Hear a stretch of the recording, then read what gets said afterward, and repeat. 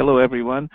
My name is Keith Washington, as I just said a minute ago, and I really appreciate everyone taking the time to attend this webinar titled Improve Your Portal Security with Two-Factor Authentication.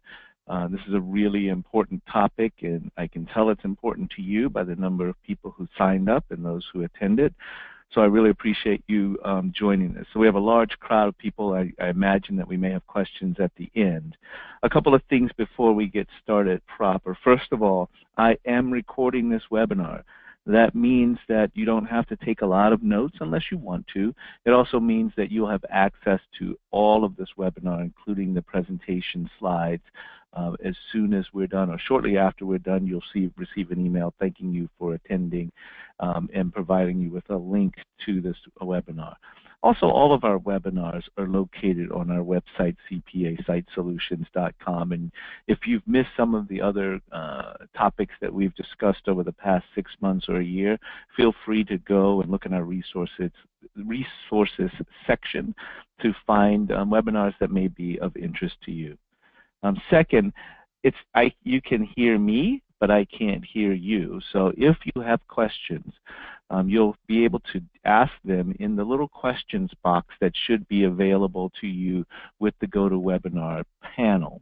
All you have to do is type in your question, and that time during this presentation, I will answer your questions either by voice, or I will answer them in the questions box to everyone, or if it's a specific question for your situation, I'll respond directly to you. For this particular webinar, we'll also leave a little time, or put a little time in the end to take questions. Sometimes we don't do that because of time. We think that this webinar will not be a long webinar, but an important one, because we want to make sure you know how to use two-factor authentication with your secure firm portal. Lastly, before we get started, there should be a survey, a 2-question or 3-question survey as you exit GoToWebinar. I'd really appreciate it if you would answer that survey, and it helps us provide better service to you over time.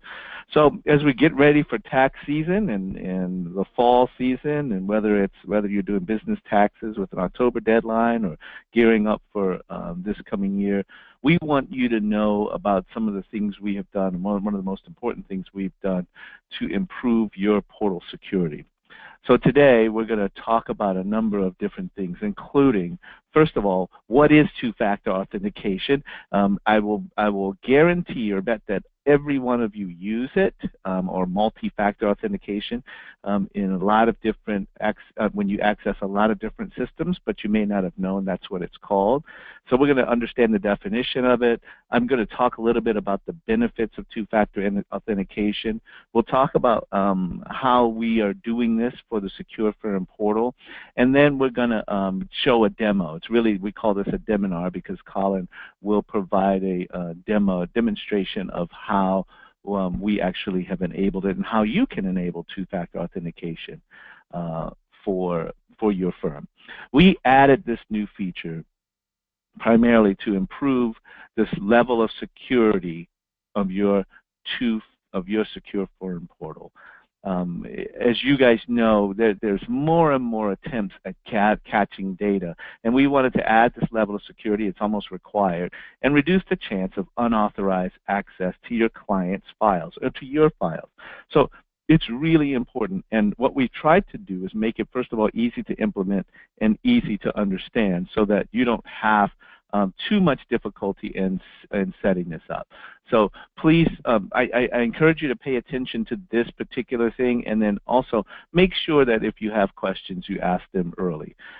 For CPA, for our Secure Firm portal, actually two-factor authentication is really an extra layer of security for access to any digital system that requires a user to enter a unique piece of information in addition to their password and username to access this service. So it really is 2 factors. Instead of one thing, your password, which most of us enter to get into our systems, it's 2 things.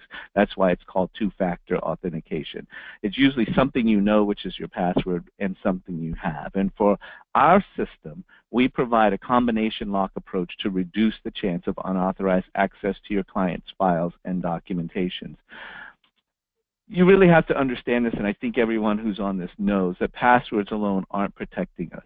I actually, and this is not related, but I, like many of you, have logged in to Equifax.com to see whether or not I was affected by the loss of data or the stealing of data, and I got the message back that says, you, unfortunately, it looks like you may be affected, and we'll send you an email with information in the coming days. And that's really disturbing to me.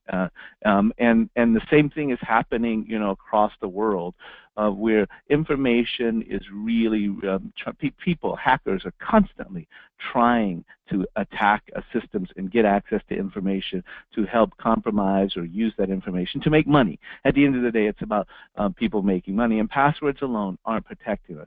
I didn't realize this until I studied it, that cyber attackers can test billions of password combinations in a second. That's amazing to me.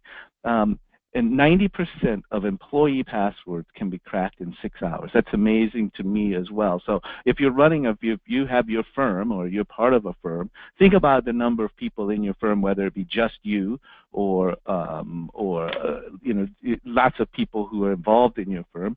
90% of those passwords can be cracked in six hours, and 65% of the people use the same password everywhere. And if you add me into that group, the number grows, because I know that I use the same password or some combination of the same password in many different places. Also, I think if you remember maybe 10 years ago or 5 years ago, they started, banks and other important systems started adding security questions. And it's determines that that's easy to find out too. They ask the same questions: what's your mother's maiden name? What's your, you know, who was your favorite teacher in grade school? And these are questions that can be easily found out by inquiring. And if you spend any time studying this, like I have, you'll see that sophisticated people have come up with ways to make this easy for them to get access to your system. And again, the purpose is to commit fraud. And to prevent, you know, and to cause your clients or your firm to lose money. Two-factor authentication provides additional benefits in addition to a password. Number one, it's improved security. So this unique one-time password for every transactional login attempt, or this additional piece of code or additional piece of information that is unique to your situation. And in our case, we ask you for a PIN code, and then we tie that PIN code to your computer location or your IP address. That kind of locks in that security to prevent someone from some other place from being able to get access to the system. It reduces data theft, which is very important. I was looking at stats, and you guys who are in the tax business know that the IRS has been dealing with this, and I was reading the IRS.gov, and they spend a lot of time talking about how great they did in 2017 in reducing the amount of fraud. But in 2016, by March, 42,000 tax returns with $227 million in fraudulent tax returns. And who have clients deal with this on a regular basis. And so in gaining access to Social Security numbers or IRS EIN numbers are really a quick way for fraud to be committed in tax. It provides increased flexibility and productivity, primarily for your firm, so it allows different users to securely log in. So it keeps different users with the access to log in, but it protects the system at the same time, rather than the old days where we would just share the same password. And it reduces your cost. Ultimately, as a group of professionals, this particular implementation that we've done helps to reduce the chance of someone illegally gaining access to your system. And if they do, it can cost you a lot of money in order to deal with notifications, calling the FBI, trying to make sure that your people weren't hacked, and it could, potentially lost clients. So we really just want to point out how important this particular component is. Our Secure Firm Portal, the CPA Site Solutions Secure Firm Portal, and I'm going to walk through this, and then we're going to show it to you, and then I'm going to talk about it again, requires really 3 steps.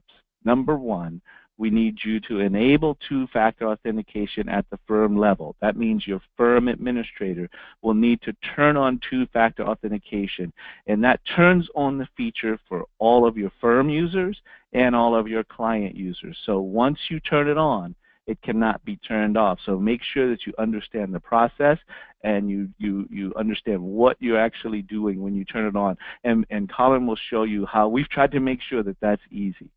But once you turn it on, you enter a unique authentication code. We're going to send you an authentication code to your email address. You type in that authentication code, and that computer or that location is now authenticated to log into the Secure Firm portal.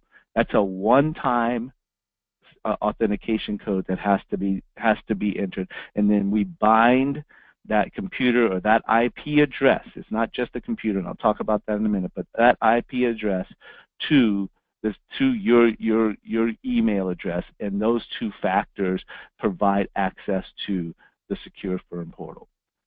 Once you do that, no additional information is required. You just use the Secure Firm portal as you normally will do. However, if you change your computer, or if you go to a different location, say for instance you have a laptop and you do some work at home and then you do some work in the office, you will have to authenticate both locations, two locations, but once you do that, those two locations are now authenticated. So it's an extra step, but it's a one-time or two-time step depending on how many places you like to use the Secure Firm portal.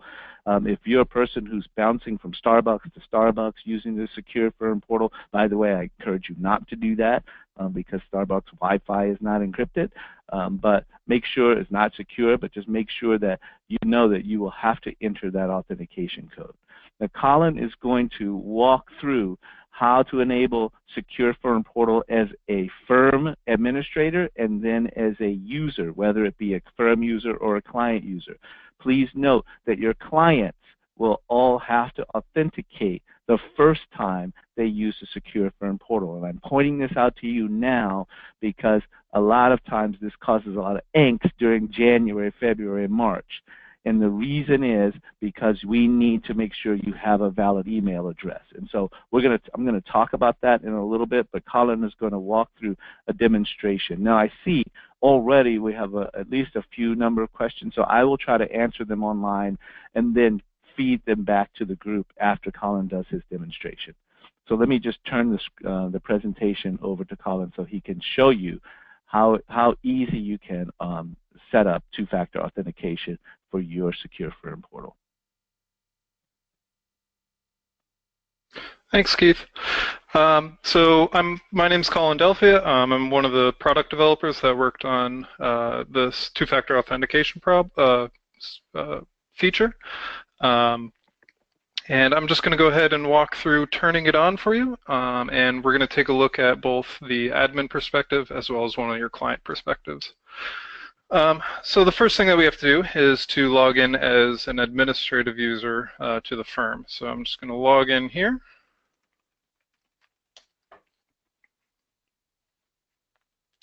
And the first thing that you might notice when you log in is this new blue information banner. This is something that we put in there for all of the firm users to see, administrative users to see. And only for admins. This gives you a quick announcement saying that we've released a new security feature, as well as a link right here to easily access and enable the feature. So we're going to go ahead and follow this link. And this is going to bring you to the next screen.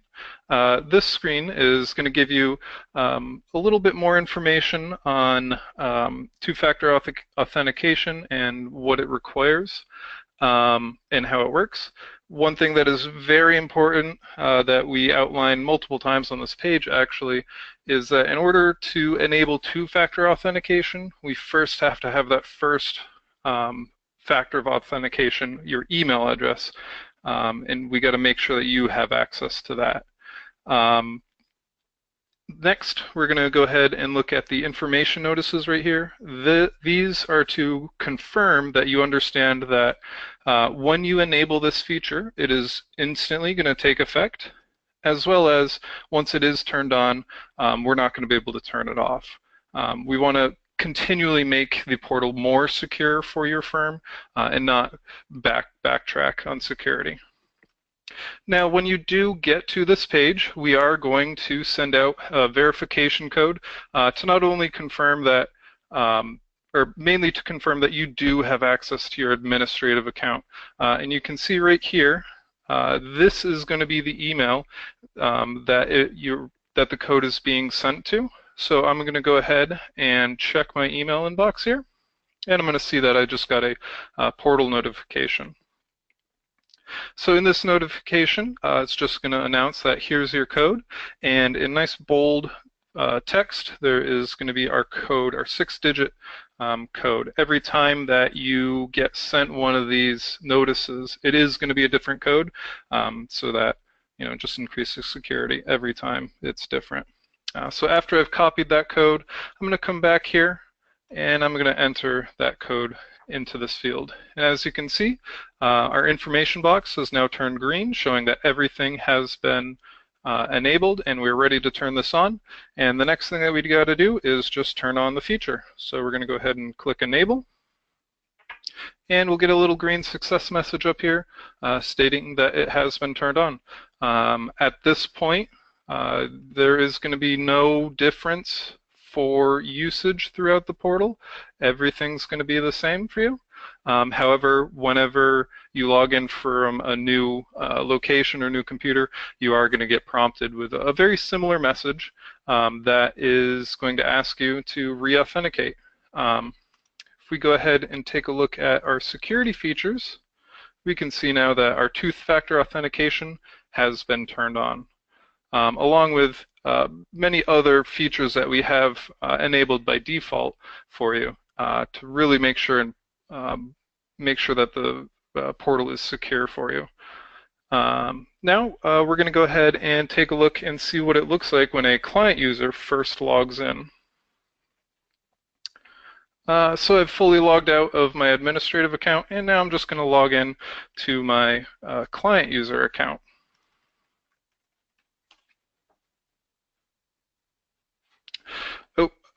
Unfortunately, since I have already authenticated from this address just now, it is not going to give me that pop-up.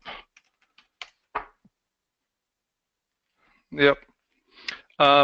So the screen is going to be very similar to what we just saw when we did enable it.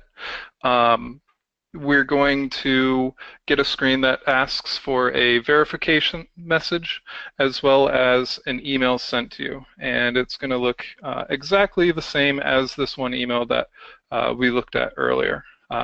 So apologies for not being able to show you the client version since this account was already authenticated on this IP address and this location.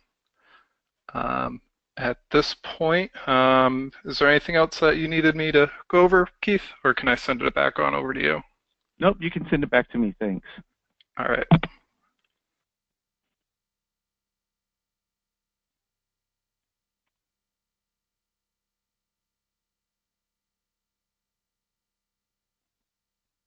Did you get the, there we go, perfect.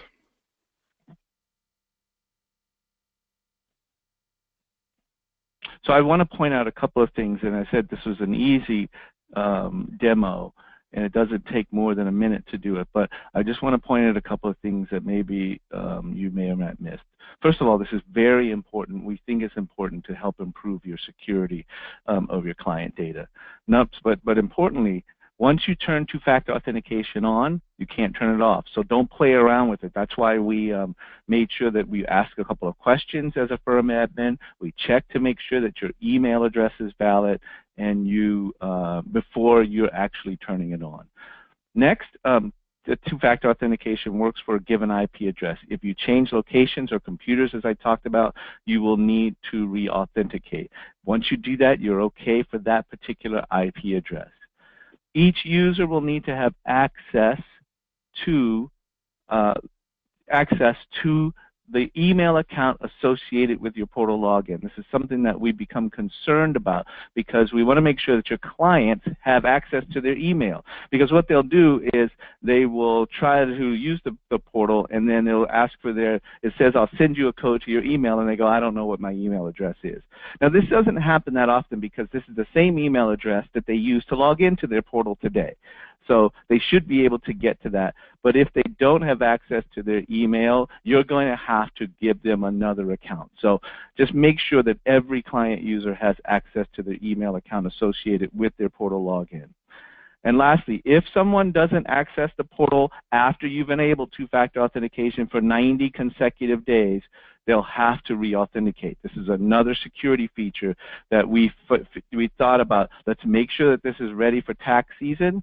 So anytime you don't log in for 90 days, so next tax season, we'll ask them to re-authenticate to prevent or reduce the chance of unauthorized access.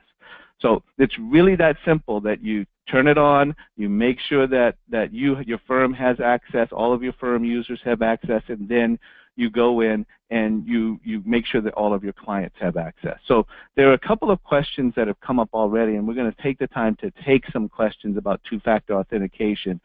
And I'll read a couple of them out loud.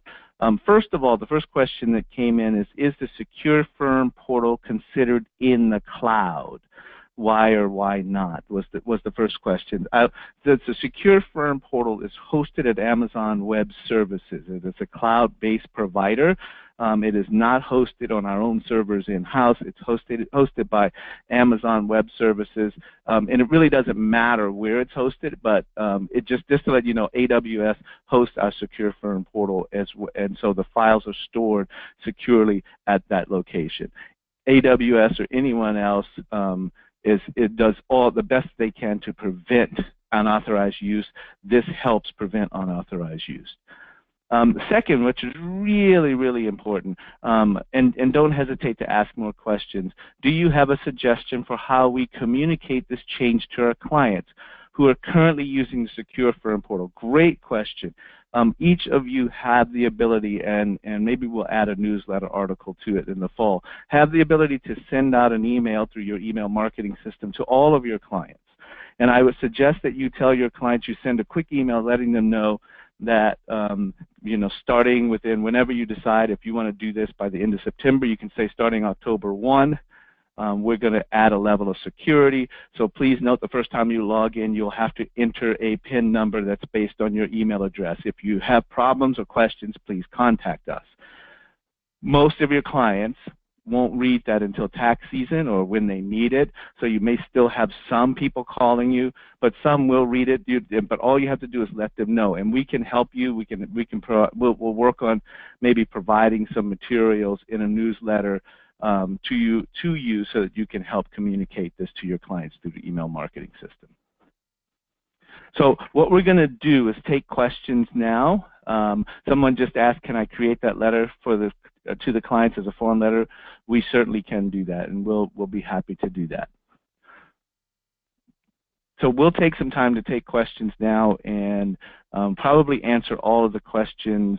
Well, I'll see if we have a bunch of questions, but if not, I'll answer them online through the system.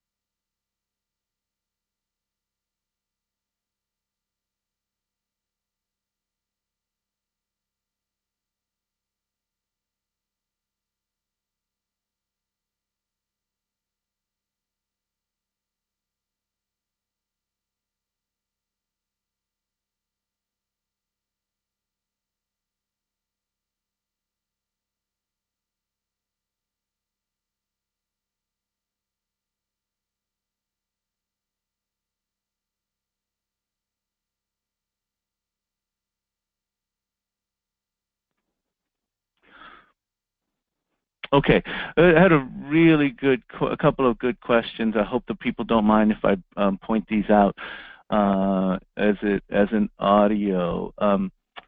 Is there a limit to the number of IP addresses associated with an email address for two-factor authentication?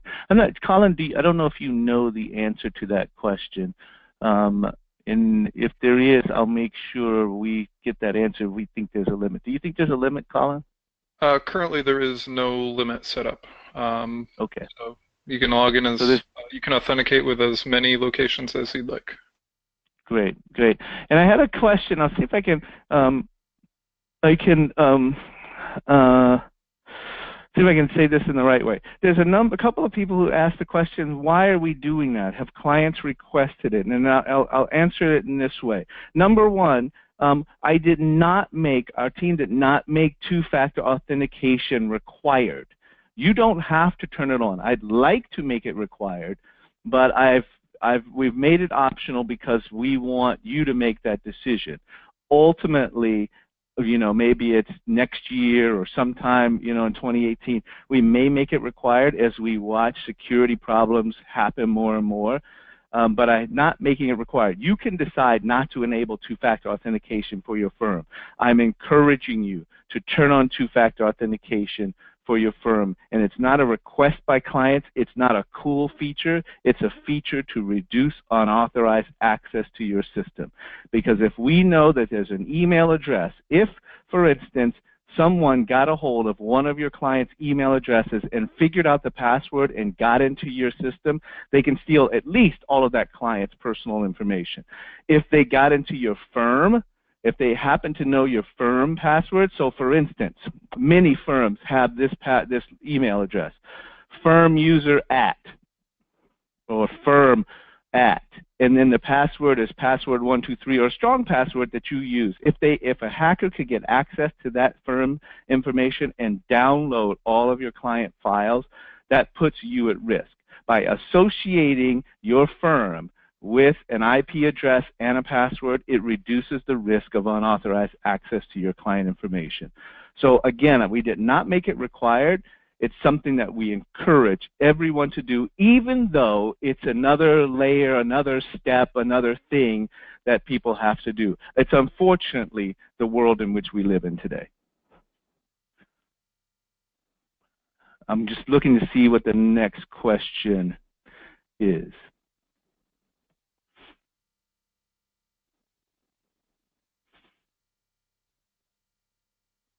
Okay, so there's a question about the IP address determined by both the specific computer and a specific physical location. And I think the answer to that is yes. However, it depends on the way your office is set up, as Colin explained it to me. It's certainly your device, but it's really about your IP address. So I think, Colin, you can probably help me. If I have two different devices connected to the same IP address, do I have to authenticate twice? No, mainly the authentication looks for the IP address. So if your office uses one global IP address and you authenticate, you're going to be authenticated for all of the different devices that you use with that one account. Okay, great. Let me see.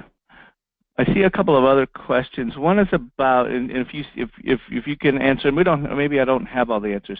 If clients signed up for their newsletter, would adding two-factor affect how their clients receive the notification of the newsletter? I think the answer is no to those clients. So we have people who don't use the portal but get the newsletter. The clients who get the newsletter don't have to do anything with two-factor authentication. Correct. They're two separate systems. Right. The two-factor authentication is only for the portal, not for the newsletter system. And then we have a question about VPNs, about virtual private networks, which I can say I don't know the answer to that either. If you know the answer to that, Colin, if you can see that question. If not, we'll just give us a few minutes and see if I can get that. Yeah, I'll have to get back to you on that question. So there's a question about VPNs which changed their IP address. The person who asked that question or to the group, we'll create an FAQ for that question. It's a good question as well.